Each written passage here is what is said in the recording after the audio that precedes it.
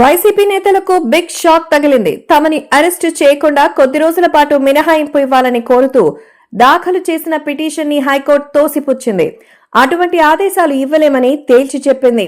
విజ్ఞప్తిని తిరస్కరిస్తున్నట్టుగా స్పష్టం చేసింది.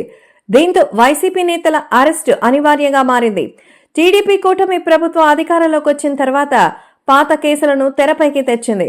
గతంలో చంద్రబాబు ఇంటిపై మాజీ మంత్రి, అప్పటి వైసీపీ ఎమ్మెల్యే జోగి రమేష్ దండయాత్ర చేశారు. వందలాది వాహనాలతో దాడి చేసేందుకు బయలుదేరారు.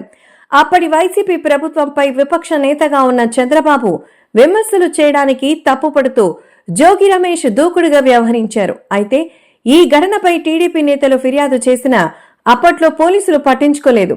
ఇప్పుడు కూటమి ప్రభుత్వం అధికారంలోకి రావడంతో ఆ కేసును తిరగదోడింది. దీనిపై పోలీసులు దర్యాప్తు ప్రారంభమైంది. ఈ నేపథ్యంలో జోగి రమేష్ ముందస్తు బెయిల్ కోసం హైకోర్టులో పిటిషన్ వేశారు. అయితే జోగి రమేష్ అరెస్ట్ విషయంలో హైకోర్టు గతంలో కీలక సూచనలు చేసింది. 2 వారాల పాటు ఎటువంటి అరెస్టులు వద్దని సూచించింది.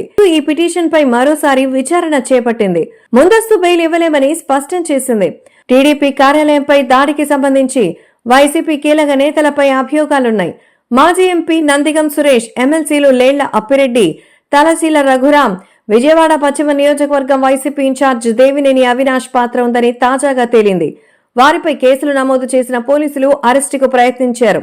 అయితే ఇంతలో వాళ్లు హైకోర్టుని ఆశ్రయించారు.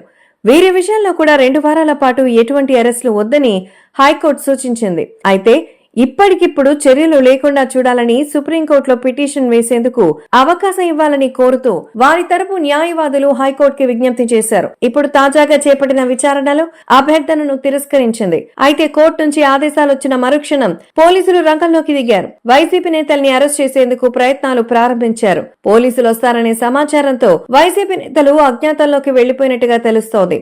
మాజీ ఎంపీ నందిగాం సురేష్ ఇంటికి వెళ్లగా ఆయన పారిపోయినట్టుగా సమాచారం. వైసీపీ నేతలు ఎక్కడున్నారు, ఎక్కడికి వెళ్లారు అనేది ఆరా తీసే పనిలో పడ్డారు పోలీసులు.